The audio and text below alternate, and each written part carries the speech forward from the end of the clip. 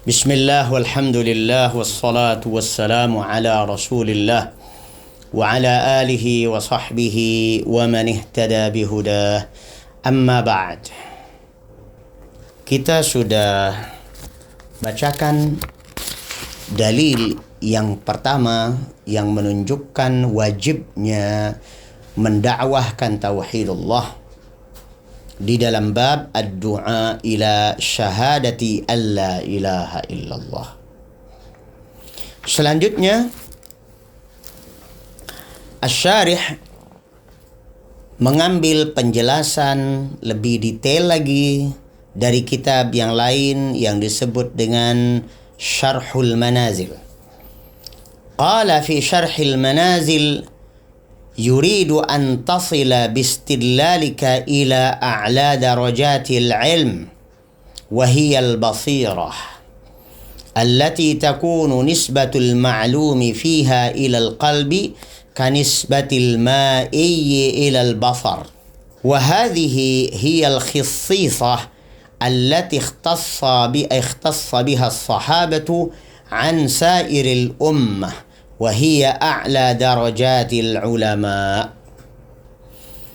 Ketika Allah subhanahu wa ta'ala menyuruh nabinya alaihi salatu wassalam untuk menyatakan hadhihi sabili ad'u ilallahi ala basirah. Sekarang kita fokus pada kata basirah. Penggunaan kata basirah yang seakar dengan kata basar itu untuk menunjukkan kepada kita bahwasanya para sahabat radhiyallahu anhum yang membersamai Nabi kita Muhammad alaihi salatu wassalam, mereka itu memiliki derajat ilmu yang paling tinggi. Kenapa? Karena Allah azza wa jalla menyuruh nabinya menyatakan ana wa manittaba'ani, aku dan para sahabat-sahabat yang mengikutiku. Para sahabat, begitu juga para tabi'in, begitu pula para tabi'it tabi'in selanjutnya. Ini adalah para pengikut Nabi alaihi salatu wassalam yang mendakwahkan tauhid atas dasar basirah, sebuah pengetahuan tentang hal-hal gaib. Saking mendalam dan detailnya permasalahan yang diketahuinya itu, maka seakan-akan dia melihat sesuatu dengan kasat mata. Sekali lagi, ayat ini menunjukkan betapa tingginya ilmu Rasulullah sallallahu alaihi wasallam, juga para sahabat radhiyallahu anhum, salaf kita, tentang tauhidullah. Dalam Syarhul Manazil ini juga dijelaskan waqila manittaba'ani atfun 'alal marfu' fi ad'u, ay ana ad'u ila Allah 'ala basirah, wa manittaba'ani kadzalik yad'u ila Allah 'ala basirah. Di antara makna ayat tersebut adalah jika kata manittaba'ani ini merupakan ma'tuf 'alal marfu', maka asal maknanya adalah ad'u ilallah, aku Rasulullah mengajak manusia untuk bertauhidullah ala basirah, atas dasar basirah. Selanjutnya wa manittaba'ani, begitu pula orang-orang yang mengikuti jalanku ini, mereka mengajak manusia atas dasar basirah. Sebuah intisari yang sangat luar biasa bahwa orang-orang yang mengikuti manhaj Rasulullah, yaitu para sahabat radhiyallahu anhum, juga para tabi'in dan tabi'it tabi'in, adalah orang-orang yang berdakwah atas dasar basirah. Maka kita yang ada di era sekarang ini, di mana kita tidak melihat Rasulullah sallallahu alaihi wasallam secara kasat mata, tidak pernah sezaman dengan sahabat, dengan tabi'in dan tabi'it tabi'in. Tapi jika kita dalam berdakwah mengikuti mereka, dan mereka adalah as-salafus salih, salaf yang salih, pendahulu yang salih. Pendahulu kita yang salih disifati oleh Allah Azza wa Jal bahwa mereka berdakwah atas dasar basirah. Kalau kita mengikuti cara-cara salaf yang salih seperti itu, dan kita disebut salafiyun, maka kita adalah orang-orang yang juga ala basirah. Sebaliknya, jika orang mengaku-ngaku sebagai seorang salafi, tetapi dakwahnya tidak mendahulukan tauhidullah, juga mengajak manusia berdakwah di tengah-tengah manusia, tetapi tidak atas dasar dalil yang sahih, maka dipertanyakan, Anda ini ngikutin siapa? Maka ini penting sekali untuk diketahui bahwa seorang da'i harus paham dalil, harus memiliki dalil, harus paham dalil, harus tahu bagaimana menggunakan dalil tersebut. Tahu dalil saja belum cukup, tapi tahu bagaimana dalil itu dipakai, itu juga penting.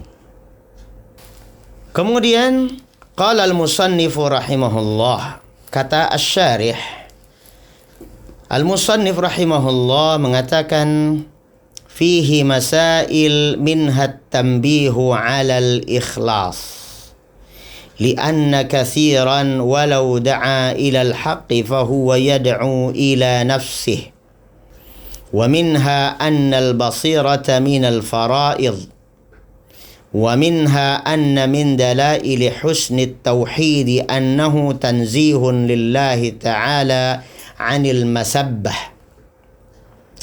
ومنها أن من قبح الشرك كونه مسبة لله تعالى ومنها إبعاد المسلم عن المشركين لا يصير منهم ولو لم يشرك. Al-Musannif rahimahullahu ta'ala menjelaskan bahwa dalam ayat ini bisa kita dapatkan beberapa poin. Yang pertama adalah mengingatkan kita akan keharusan ikhlas dalam berdakwah kepada Allah. Mendakwahkan tauhidullah itu harus ikhlas karena Allah. Karena banyak di antara para da'i ngomongnya dakwah ilallah, mendakwahkan kebenaran, tapi ujung-ujungnya ngajak orang untuk loyal pada dirinya.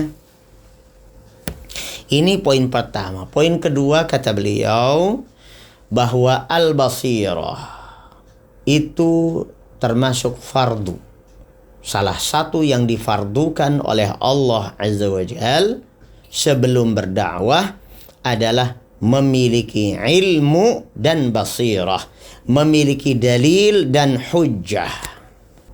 Wa minha, dan di antara hal yang bisa dipetik dari ayat tersebut adalah anna min dalaili husnit tauhid, di antara indikator betapa indahnya tauhidullah adalah bahwa tauhidullah merupakan tanzihun lillahi ta'ala 'anil masabbah. Tauhidullah berarti juga membebaskan Allah Azza wa Jal dari berbagai kekurangan. Meyakini keterbebasan Allah Azza wa Jal dari berbagai kekurangan, daripada celaan. Berikutnya, wa minha anna min qubhi syirki kaunahu masabbatan lillahi ta'ala. Di antara jeleknya syirik adalah karena syirik itu sesungguhnya merupakan celaan bagi Allah. Orang yang mencela Allah, sangat tercela. Maka tauhidullah sepadan dengan bebas dari syirik, sepadan dengan memuja-muji Allah Azza wa Jal, dan tidak menjadikan siapapun selevel dengan Allah Azza wa Jal. Wa minha ib'adul muslimi 'anil musyrikin la yasiru minhum walau lam yusyrik. Ayat ini juga memperingatkan kepada kita agar jauh dari kaum musyrikin. Jauh secara fisik maupun apalagi secara qalbu. Jangan di lisan kita mengatakan Islam, tapi hati condong cenderung mencintai, kompak dengan orang-orang kafir.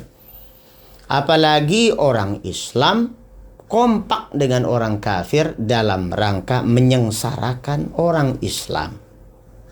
Na'udzubillah min dzalik. Demikian jika kita cinta kepada Allah, cinta tauhidullah, cinta orang-orang beriman, maka tentunya kita akan mendakwahi mereka untuk bertauhidullah.